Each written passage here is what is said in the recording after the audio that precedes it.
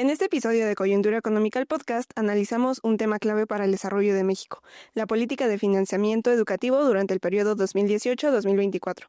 Conversamos con la doctora Rosa Iris Guevara, investigadora del Instituto de Investigaciones Económicas, UNAM, sobre cómo se ha reconfigurado el presupuesto destinado a educación, qué retos enfrenta la educación superior y cuáles son los principales pendientes en equidad y cobertura. Nos acompaña también la licenciada Ana Laura Rodríguez Trejo, técnica académica del Instituto, quien compartirá su visión sobre los desafíos administrativos y financieros de las instituciones educativas públicas. ¿Ha sido suficiente la política del financiamiento para garantizar una educación de calidad y accesible? Yo soy Alejandra Barranco, acompáñanos y descubre por qué hablar del financiamiento educativo es hablar de un futuro económico y social de nuestro país.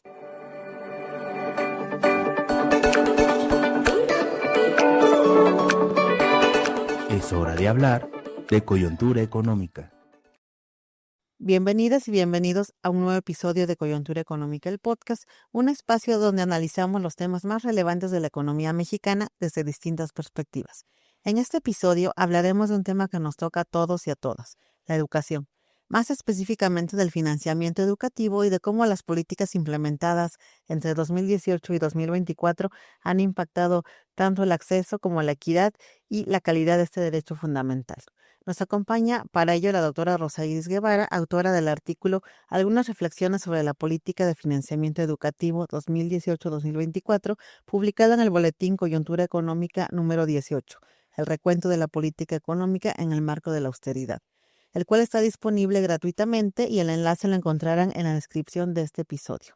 Para enriquecer la conversación, también contamos con la presencia de la licenciada Ana Laura Rodríguez Trejo, técnica académica del Instituto de Investigaciones Económicas de la UNAM. Y bueno, antes de iniciar, les quiero contar un poco sobre nuestras invitadas. La doctora Rosa Iris Guevara es doctora y maestra en Economía por la Facultad de Economía de la UNAM e investigadora del Instituto de Investigaciones Económicas. Ha participado en proyectos con el Instituto de Investigaciones Sociales y el Programa Universitario de Energía y es profesora de Economía Política en la Facultad de Economía. Es autora y coautora de 8 libros sobre educación, desarrollo y financiamiento, y su obra más reciente analiza las políticas de financiamiento de la educación superior en México. Doctora Rosa Iris, bienvenida a Coyuntura Económica, el podcast. Gracias por estar con nosotros. Al contrario, agradezco la invitación. Muchas gracias. Y nos acompaña también la licenciada Ana Laura Rodríguez Trejo, técnica académica de tiempo completo en el IEC, coordinadora de servicio social y responsable del área de intercambio académico. Ha colaborado en diversas publicaciones y representa al instituto en la red universitaria de internacionalización de la UNAM.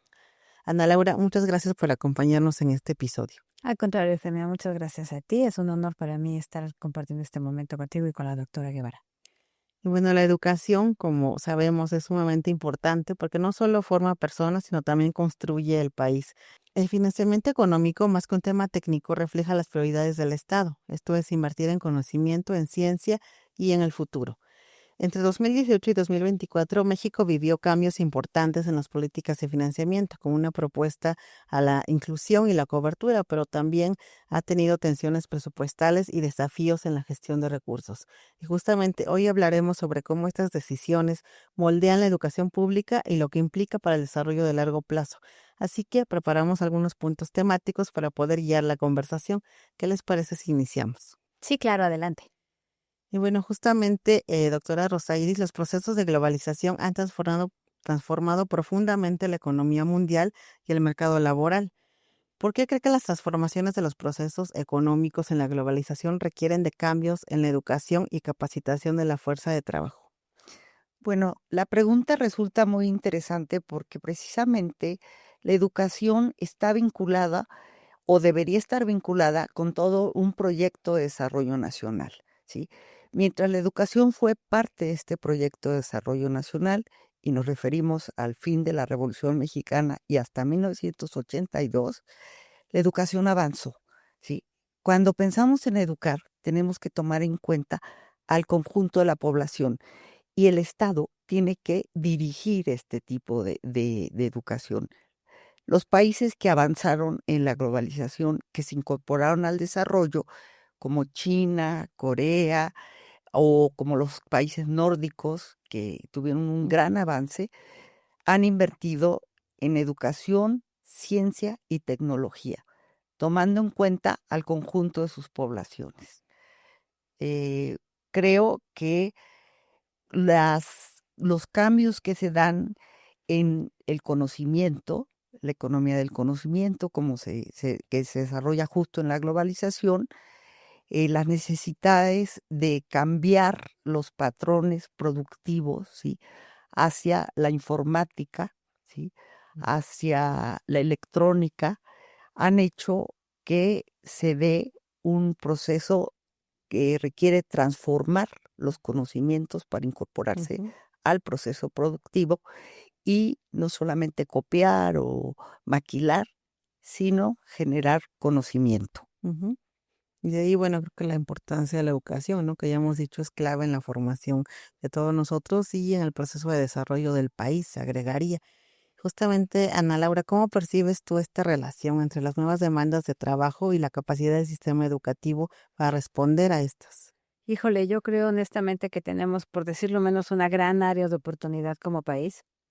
Desde mi punto de vista, que trato mucho con chicos que están en su servicio social, que están en los estudios profesionales, yo creo que el Estado está en deuda con todas estas generaciones, porque como bien dice la doctora en su artículo del boletín, pues somos un país maquilador desde hace mucho y seguimos, o sea, si no se continúa invirtiendo en educación, no estamos preparando a estas nuevas generaciones para que dejen de maquilar, para que empiecen a ser creadores de las nuevas tecnologías. Y además, la educación no es solo el nivel superior, tener un título universitario. La educación es integral, es un todo que viene, como ya lo dijo la doctora, desde los primeros años, donde tendríamos que estar enfatizando en otro tipo de materias, como por ejemplo los idiomas. Estamos en un mundo globalizado y la gente de universidad no puede llegar y tener todavía el tope de hablar solo español. Tienen ya que llegar habiendo dominado al menos 2 idiomas, el que sea. Hoy los países asiáticos pues son importantísimos a nivel global. Y fíjate, desde 1996, la UNESCO, Jacques Delors, que era el presidente de la Comisión para la Educación, defendió la tesis de que los gobiernos del mundo estaban obligados para facilitar a sus poblaciones el pasaporte llamado educación. Y él decía que la educación permite al individuo humano entenderse a sí mismo y a los demás, participar en la obra colectiva y en la vida en sociedad y sobre todo cuidar los recursos naturales, que hoy nos estamos enfrentando a ese grave problema. Ujú. Y definitivamente todo esto permea y afecta en la demanda de trabajo, ¿no? Porque cuando vemos que nos ofertan y que demandamos nosotros también un puesto de trabajo, tendremos el rezago que implica la educación, la preparación o lo que decías, Ana Laura, los idiomas o ahora que estamos también hablando de las nuevas tecnologías que habrá que incorporarnos y tener el conocimiento de todo esto, sino querrán quedarse rezagados, ¿no? Las nuevas generaciones, los nuevos jóvenes, en Claro. cuanto a esta preparación y justamente detrás de esto, de gran parte de la educación está el Estado, como ya lo han comentado las dos, sobre todo si hablamos obviamente de educación pública, ¿no? Y creo que en las últimas décadas el papel del Estado ha cambiado de manera importante, siempre ha sido sostén fundamental, como lo han referido ya, de la educación, pero si nos referimos particularmente al último sexenio, hablamos ya de políticas de austeridad, de reformas institucionales y nuevos esquemas de financiamiento. En el caso de México, me gustaría saber qué papel ha jugado justamente el Estado en materia educativa en el periodo más reciente, que es el último sexenio. Entonces, doctora Rosairis, ¿cómo ve este papel? ¿Realmente ha impulsado a la educación o nos hemos rezagado aún más? Bueno, a mí me gustaría nada más, antes de abordar el último sexenio, explicar que las políticas educativas que actualmente tenemos, la mayor parte surgen en 1982 con la crisis de deuda. Se cambia de modelo de desarrollo, ¿sí? Se pasa del Estado que participaba, del Estado que apoyaba con proyectos de desarrollo nacional, a un Estado que trata de achicarse, de mantener la disciplina fiscal, de controlar la deuda, ¿sí? Entonces, la educación desde 1900, inicios de los 80, no se decide internamente, no se decide en el país, porque ya no existe este proyecto de desarrollo nacional. Nos hemos incorporado con el proceso de globalización y con las políticas neoliberales que nosotros, bueno, que el país como nación aceptó, ¿sí? A la disciplina fiscal, a limitar el gasto en educación, en salud, en vivienda, y el Estado lo que hace es, en el caso de educación, realizar un proceso de privatización. ¿Cuál es el problema de la privatización? Bueno, el 80% de los estudiantes en la actualidad van a escuela pública, ¿sí? Muchos de nosotros estudiamos en escuela pública y justo en el sexenio anterior se dejó prácticamente de regular la educación privada, ¿sí? Eso es muy importante porque los países que han avanzado son los países que tienen estados fuertes y que además tienen este proyecto de desarrollo nacional. Ya me refería a China, a Corea, a los nórdicos, ¿sí? Que siguen invirtiendo en educación porque tienen una cultura de impulso a sus sociedades. Y en México se habló de privatizar, disminuir el gasto, ¿sí? Bueno, estos 6 últimos años se profundizó más, a pesar de que en 2019, en el sexenio anterior, se declara el fin del neoliberalismo, se profundizaron las políticas neoliberales con la austeridad republicana o austeridad franciscana, ¿sí? Entonces, bueno, con un proyecto interesante de educación, no se le dio recursos. Sí. El financiamiento cayó desde el 2015 hasta el 2024. Y creo que actualmente el financiamiento público a la educación sigue siendo limitado. Pero además la educación no está en vacíos. La educación tiene que ser parte de un proyecto de desarrollo nacional. Y ese es el que actualmente está totalmente desdibujado. Ujú.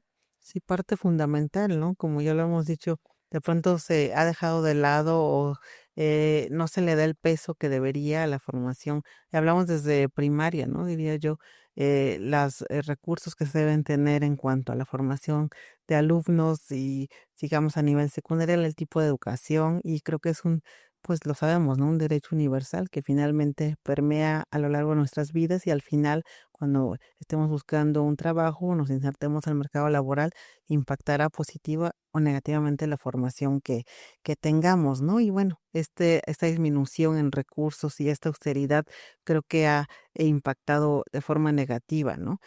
Siguiendo con esta línea, Laura, ¿consideras que el financiamiento público ha sido suficiente para sostener la educación como un derecho que colabore en la inserción laboral que mencionábamos?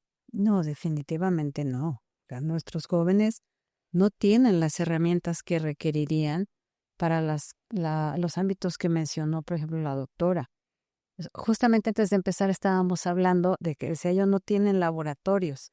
Y me decía la doctora, no tienen laboratorios, sobre todo en la educación privada. O sea, los padres que hacen un gran esfuerzo por pagarle a sus hijos educación privada, seguramente no están conscientes de que ni siquiera tienen los jóvenes esas herramientas que en otros países del primer mundo sí tienen.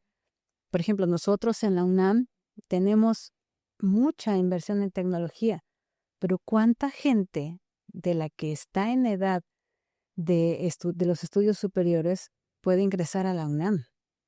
O sea, es increíble cómo la UNAM escribió un artículo el año pasado y entre lo que estuve investigando, el 6% de la población en edad para los estudios superiores los absorbe la UNAM. Es un porcentaje altísimo a nivel nacional. Y, por ejemplo, tengo aquí unos datos que la tasa de matriculación de nuestro país para 2023 fue del 44.81%.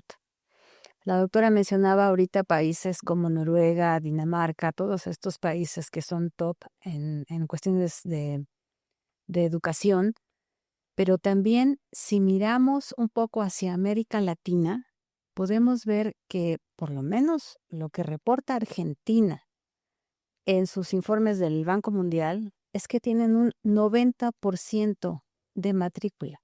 Es altísimo. Y por ejemplo, hablando de inversión, mientras nosotros empezamos, de acuerdo a las cifras que nos da la doctora, de 3, me parece 3.5 para abajo, porque cada año le vamos quitando un pedacito más, en Argentina tienen un 6%. Noruega, Finlandia, Dinamarca están más o menos en ese nivel. Costa Rica tienen una inversión del 7% y estamos en América Latina. O sea, no tenemos que verlos allá como muy lejos. Con que volteemos un poco hacia el sur, sí tenemos grandes ejemplos y sí es materia para preguntarse qué está haciendo el Estado, qué le está ofreciendo a nuestros jóvenes, porque como sociedad, como parte de los que vamos ampliando ahora la nueva e invertida pirámide poblacional, pues yo sí me pregunto, ¿y quién va a estar cooperando para mi vejez? Sí. Cada vez hay menos jóvenes y cada vez los jóvenes están menos preparados. Y yo creo que sí, en mucho es responsabilidad del Estado. Ujú. Y bueno, sabemos que este problema educativo no es de ahora, sino ya lleva décadas respecto al retroceso y respecto a la disminución del presupuesto, pero creo que estarán de acuerdo en este sexenio ha impactado aún más, ¿no? Cada sexenio pues deja huella política, educativa, para bien o para mal, y quisiera saber, doctora Rosaíris, qué tanto se avanzó, si hacemos un recuento en este sexenio, ¿se avanzó o se retrocedió? Bueno, yo creo que hay algunos elementos interesantes en el sexenio, no en términos de financiamiento, sino yo creo que algo fundamental fue que algunos estudiosos de la educación dicen se cambió el discurso educativo. Yo creo que eso tiene sus ventajas. Antes del gobierno del presidente López Obrador, todas las desgracias educativas se les achacaba a los profesores, ¿sí? Profesores con situaciones difíciles en términos de presupuesto, en condiciones de escuelas con muchas limitaciones, con estados que algunos reconocen la importancia de la educación y otros no, ¿sí?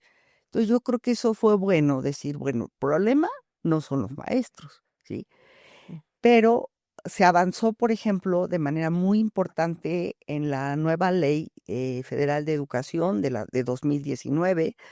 Se cancela la que había hecho Peña Nieto y en esta ley se dice, bueno, se va a brindar educación del que nacen los niños hasta los 23 años, ¿sí?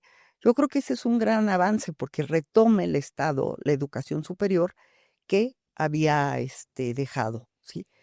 ¿Por qué? Porque precisamente por la estructura poblacional, la mayor parte de los jóvenes están eh, tendrían que demandar preparatoria o educación superior, ¿sí? Tal vez secundaria, ¿no? Pero justo ha disminuido la tasa de natalidad y eso hace que hay menos niños actualmente. Pero de todos modos, el problema es, por un lado, va el discurso educativo, va la legislación, una legislación muy interesante, ¿sí? Pero a todo eso no se le da recursos, ¿sí? Entonces, bueno, vivimos en una sociedad de mercado, vivimos en un capitalismo globalizado y pues todas nuestras aspiraciones sin dinero no las podemos conseguir. Entonces, tenemos además una estructura regresiva del ingreso, donde la mayor parte o buena parte de la población tiene ingresos limitados. Todas estas gentes tienen que entrar a la educación pública. A partir del modelo neoliberal en los 80, ¿sí? Se decía que lo mejor era la educación privada y se hicieron por parte de los padres grandes esfuerzos para meter a los hijos a educación privada, ¿sí? Y bueno, hay una serie de análisis que hablan de tasa de retorno de la educación privada. En México no fue así, ¿sí? En México realmente se puede tener una licenciatura, a veces un posgrado, e igual no hay empleo. Sí, no hay empleo, pero no porque sea culpa de las universidades ni de la educación. No hay empleo porque la economía no ha crecido, ¿no? Entonces, bueno, desde el inicio de los 80 hasta 2017, la tasa promedio de crecimiento era de 2%. En el último sexenio bajó a 1%. Entonces, lo que es evidente es que no hay políticas públicas coherentes, no hay política educativa coherente con los avances en materia legislativa, que fueron importantes, y si yo digo que es importante la educación, pues tengo que destinar recursos a educación. Entonces yo creo que ahí fue donde no había claridad, ¿no? Además de que, bueno, las políticas públicas para educación fueron bastante limitadas porque por una parte salió una cosa, luego salía otra, luego se les ocurrían ideas, pero no había una estructura clara y una vinculación directa con un proyecto más amplio de desarrollo nacional. Ujú. Que es lo que finalmente se requeriría, ¿no? Uno pensaría debería ser primordial y de repente sale de los planes de gobierno, lo cual nos preocupa, ¿no? Nos salta a la vista porque si lo vemos o lo sabemos tan prioritario, de repente no se hace eco en esto y justamente como decía, en el sexenio pasado ocurrió esto. Pero Ana Laura, desde tu perspectiva institucional, me gustaría que nos dijeras qué avances destacarías y cuáles retos persisten en el sistema educativo. Pues mira, yo te puedo hablar desde la trinchera de la UNAM. Yo he notado que por lo menos las últimas 2 administraciones en la UNAM han hecho mucho énfasis. No recuerdo exactamente cuántos años siendo la representante de internacionalización del instituto ante la UNAM, pero ya son varios años desde antes de la pandemia. Y siempre el señor rector nos hacía mucho el hincapié y en el instituto no tenemos estudiantes, pero sobre todo las facultades. Apoyemos a nuestros estudiantes para que se vayan al exterior, para que puedan hacer estancias de estudios cortas, para que se animen a irse un semestre y hacían mucho hincapié en la importancia del idioma.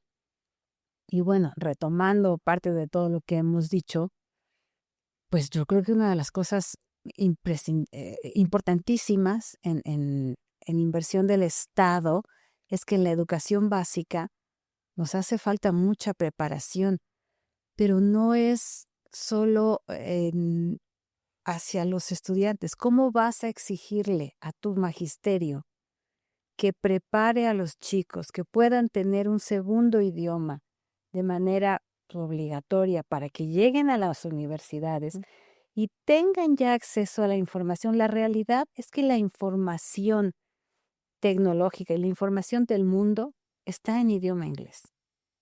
La realidad es que chinos, japoneses, noruegos, alemanes, latinos, todos nos comunicamos en inglés. Si tú vas a Japón, pues hablarás 3 palabras de japonés, pero realmente te vas a tratar de entender en inglés. Entonces, los muchachos necesitan llegar al nivel de universidad, ya con eso, que eso ya no sea un tema, sino que ya esté hecho. Y desde la UNAM se ha hecho mucho hincapié y ha habido mucho apoyo para que nuestros estudiantes puedan brincar todas esas fronteras de vete a conocer el mundo, ve a estudiar en otro idioma, ve a conocer otras personas. Y se les ha apoyado muchísimo, se buscan becas, se han firmado muchos convenios con otras universidades que reciben a los estudiantes, se pide mucha ayuda para que recibamos nosotros a otros chicos y, por ejemplo, en el tema de que, no sé, se cerró unos días una facultad. Bueno, pues entonces hagamos actividades para que esos otros estudiantes extranjeros que están viniendo, pues no se queden en sus casas diciendo qué es esto, sino que tengan más oportunidad, y eso me parece realmente relevante. Y bueno, pues sin duda alguna los retos, pues es que es como también como universidad vas a seguir ofreciendo si cada año te pasan cuchillo en el presupuesto y tenemos cada vez menos inversión en investigación y menos inversión en el rubro de educación. Pues tampoco somos magos, o sea, tampoco podemos. Ujú. Definitivamente, pues los retos se hacen cada vez más grandes, ¿no? De la mano, como hemos dicho, con la globalización, con los requerimientos en el mercado laboral, con los avances tecnológicos. Entonces, es un todo que se debe conjuntar en cuanto a políticas públicas y educativas aplicadas a aminorar estas limitantes, ¿no? Pero bueno, quisiera mirar un poco hacia adelante y preguntarle, doctora Rosairis, ¿cuál cree que es el futuro que se vislumbra en el sector educativo en nuestro país en los próximos años? Bueno, yo creo que creo que estamos hablando en 2 niveles, ¿no? Uno, ¿cuál es el papel o sea, qué características tienen los estudiantes de la UNAM, que hacia dónde se tienen que ir y demás? Pero la UNAM, a pesar de la gran importancia que tiene, es la principal universidad nacional, es muy distinto al conjunto de la educación, ¿sí? Entonces, yo creo que algo que es un reto fundamental es hacer programas educativos con gente capacitada, ¿sí? Que realmente pueda aportar, ¿sí? Vincular la educación con las necesidades sociales, con las necesidades productivas, ¿sí? Y ahí el Estado es fundamental, ¿no? ¿Hacia dónde queremos ir? ¿Cómo queremos avanzar? ¿Sí? La idea, por ejemplo, del idioma, pues desde Fox ya la manejaba, ¿no? Inglés y computación. ¿Sabes qué? Uno tiene que saber qué está diciendo. ¿Qué caso tiene que diga 3 veces planta o 3 veces sol en francés, inglés y español, pero que no entienda yo realmente qué es una planta? ¿Sí? Yo creo que se requiere hacer programas educativos que inicien desde la preescolar, porque además actualmente hay estudios mostrando cómo los 5 primeros años de vida de un niño son fundamentales para su desarrollo, ¿sí? Pero creo que el problema de cómo educar es un problema que solamente los expertos en pedagogía, la gente que tiene experiencia, los profesores, podría decirnos hacia dónde ir, ¿no? ¿Que es bueno que un estudiante salga? Yo creo que sí, pero el problema es, tenemos que tener un proyecto de desarrollo nacional en el cual la educación es una parte, ¿sí? Entonces hay que tener una buena legislación, que creo que se avanzó en esto de la legislación. Hay que ver hacia dónde se quiere avanzar, ¿sí? Como país, como nación. ¿Seguimos siendo apéndice de la economía del norte? Bueno, pues entonces más bien vamos a seguir maquilando, ¿no? Ujú. Entonces, esto no se ha hecho. Esto no se ha hecho porque buena parte de lo que se ha hecho a partir de los años 80 son imposiciones del Fondo Monetario Internacional, del Mundial, de la OCDE, ¿sí? Hay análisis desde los 80 excelentes del Banco Mundial, conociendo muy bien la educación en México. Pero al final, después de conocer ese interesante análisis, la receta es la misma: disminuir la inversión en educación, Ujú. privatizar la educación, hacer cada día más elitista la educación en un país donde la mitad de la población, el 40%, son pobres, ¿sí? Entonces, bueno, voy a hacer elitista la educación, voy a quitarle recursos, pero bueno, el financiamiento es una parte fundamental, pero también los planes y programas de estudio, ¿sí? Que no se pueden limitar a tener computadoras o a hablar un idioma, ¿no?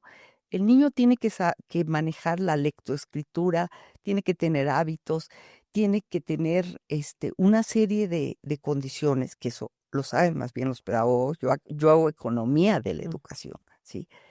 Pero, o sea, aparte de los recursos, se requieren planes y programas adecuados a las distintas regiones de nuestro país, porque eso es otra cosa, ¿no? O sea, la UNAM es una universidad, la principal, privilegiada, pero es muy distinta la situación en Oaxaca, en Guerrero, en Puebla.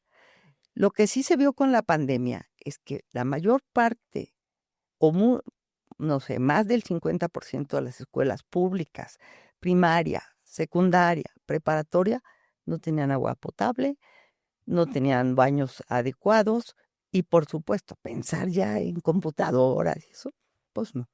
Entonces yo creo que sí se tiene que hacer un estudio por especialistas en donde reunamos profesores, economistas, planificadores, politólogos, ¿no?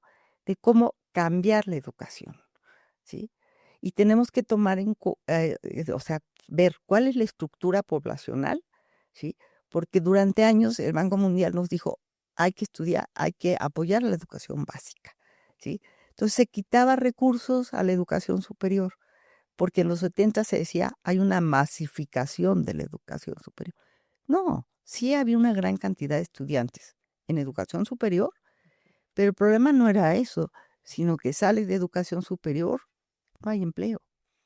Pero eso no tiene que ver con la universidad, ni con la preparación, ni la capacitación. Eso tiene que ver con una estructura de país que no crece y que no le apuesta a incorporar el conocimiento, incorporar la cultura a los programas educativos. Entonces, lo que decían Ana Laura es cierto. En América Latina, o sea, yo ponía a los países que se han podido desarrollar dentro del proceso de globalización, pero efectivamente, Argentina, Brasil, Uruguay, Costa Rica, Cuba, ¿sí? Que son países, esos dos últimos son pequeños y tienen mejores niveles, una matrícula mayor en educación superior.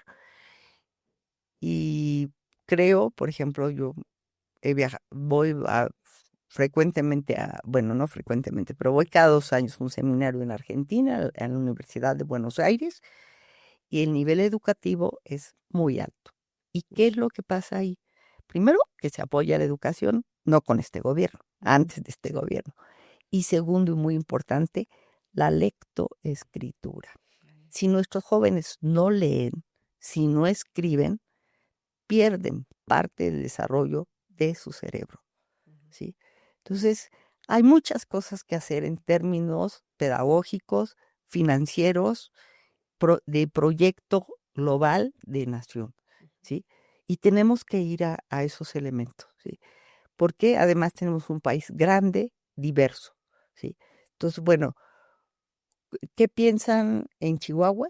Es distinto a lo que piensan en Yucatán, ¿sí? Tenemos una cultura muy rica, muy diversa, que tiene que impactar al conjunto de los educandos, ¿no? Entonces, yo creo que el gran avance del sexenio pasado, y eso sí fue el gran avance, es tomar en cuenta a los profesores, no culparlos de las desgracias de la educación, ¿sí? No satanizar a los profesores, ¿no? Y hay que incorporarlos y hay que de sentarse distintos disciplinas de conocimiento para que se pueda avanzar en educación. Y otra cosa que es fundamental, la educación no se puede planear para 6 años. La educación se tiene que ser a futuro. Y los presupuestos no pueden ser anuales, y eso lo ha dicho ANUIS hace muchísimo tiempo, los rectores, porque entonces no saben cuál va a ser el presupuesto para el año siguiente. ¿Cómo planificar una universidad si cada año me van a salir con que me restringieron el presupuesto? ¿Sí?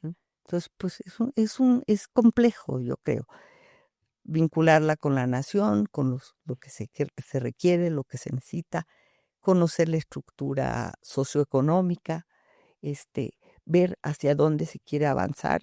Y cuando yo decía de esta vinculación de la educación con otros conocimientos es porque en los años 70 se surgen las computadoras, se desarrolla la electrónica, la informática.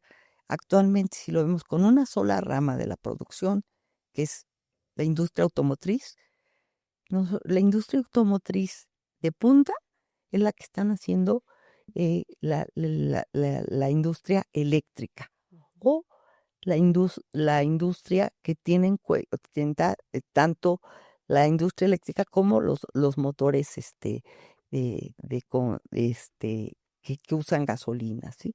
Entonces tenemos que pensar, bueno, ¿cómo nos vamos a incorporar en el desarrollo económico mundial? ¿Cómo podemos avanzar? ¿Y cuáles son nuestras limitaciones como país? Y la educación nada más va a ser una parte fundamental para poder avanzar en ese proceso de desarrollo. Ujú. Y en definitiva, pues es un problema coyuntural, ¿no? Que decimos parte de décadas.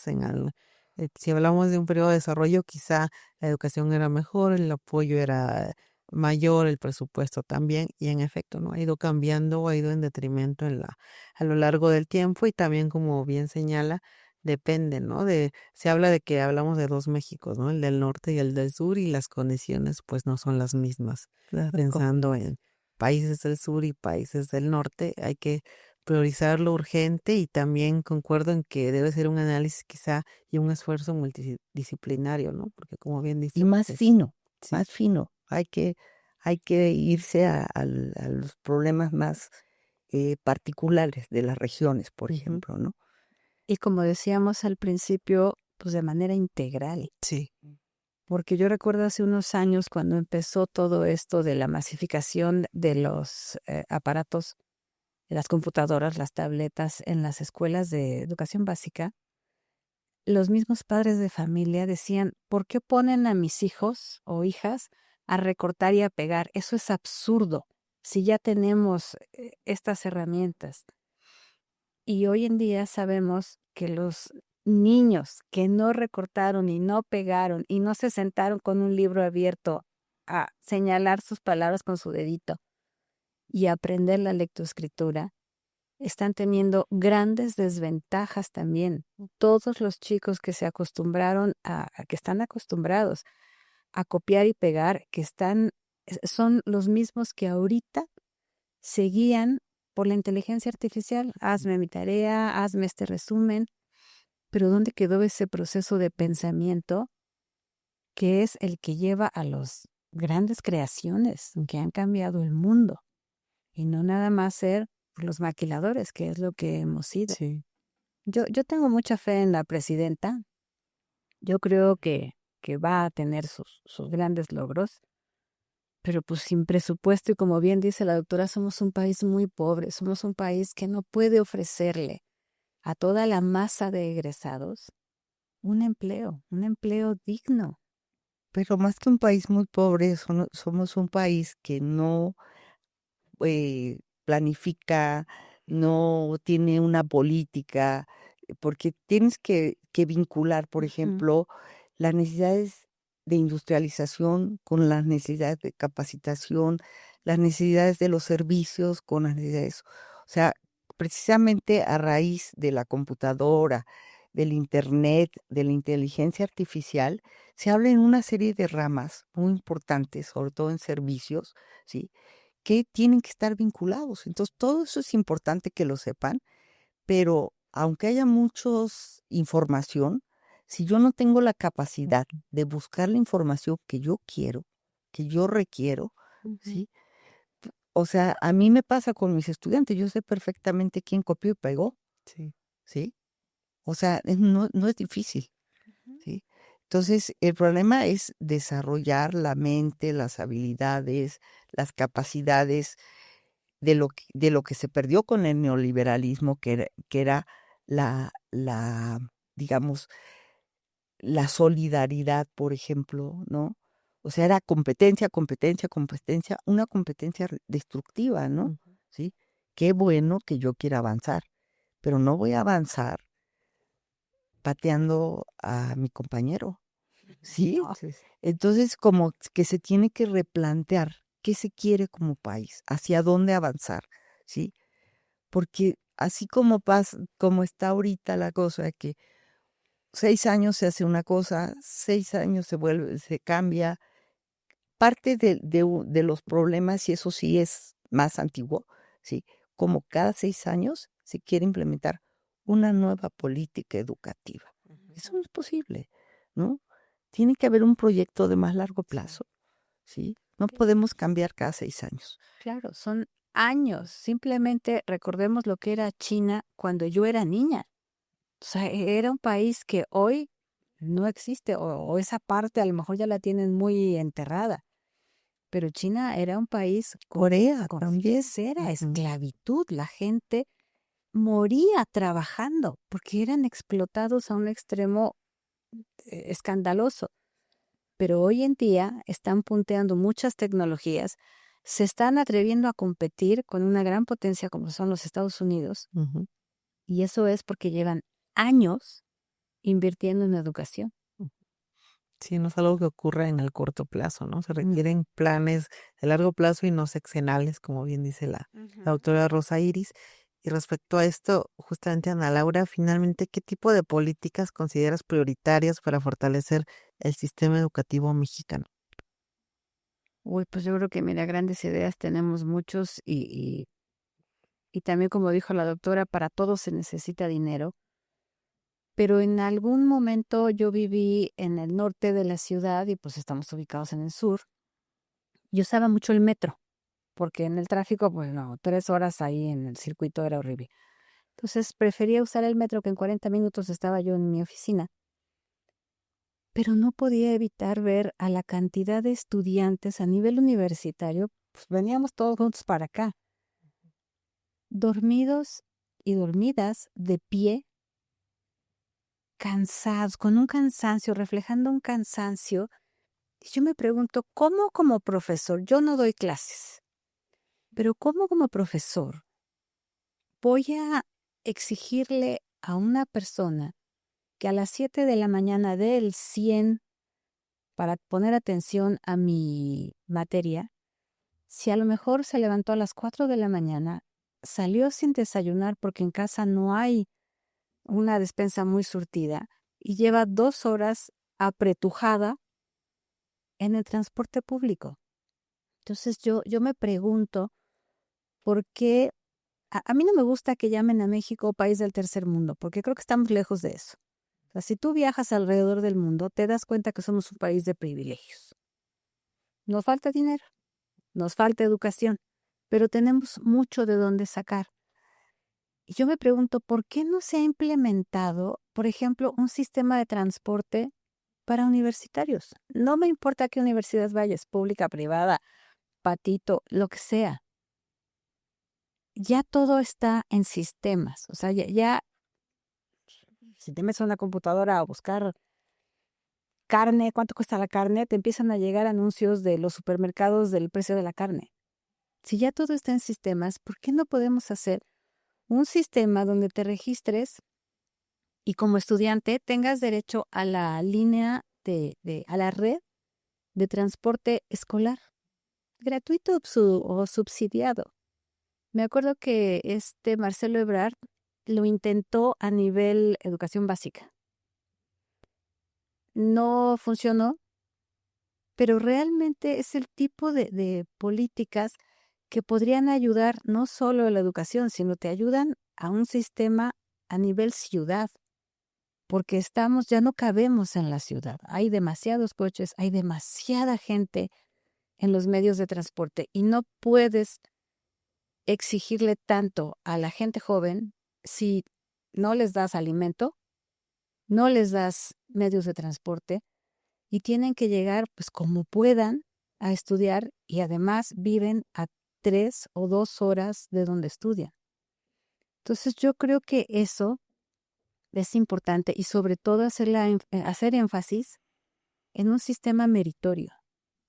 La doctora habla también de la importancia de todos estos sistemas de las becas que iniciaron en el sexenio anterior y ella dice que un gran problema que detecta es que sí se dieron las becas y sí se ayuda a familias y sí se ayuda a jóvenes en edad de escuelas de estudios superiores, pero no hay un seguimiento, no se sabe realmente esa beca para qué la estás aprovechando. ¿Te está sirviendo para comprar un libro de tu interés? ¿Te está sirviendo para inscribirte a un curso de, no sé, carpintería, algo que te pueda dar hasta un oficio?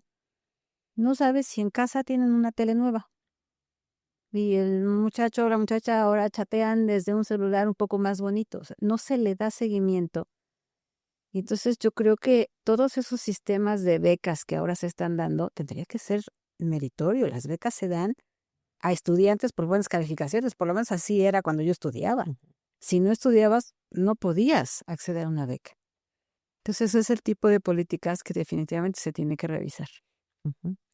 Bueno, en esencia es un conjunto, ¿no? De todo, como hemos dicho, de condiciones, de políticas, de hacer un análisis más a largo plazo, una propuesta más a largo plazo por parte del gobierno, y creo que pues retos hay muchísimos, ¿no? Y esperemos, Muchísimo. como decíamos, tengamos esperanza que en el futuro próximo se visualice o se visibilice el gran problema que hay en el sector educativo y, como decíamos, desde las bases, ¿no? Desde la educación preescolar, primaria, secundaria, porque finalmente son la cuenta de lo que a la larga es nuestra formación educativa, ¿no?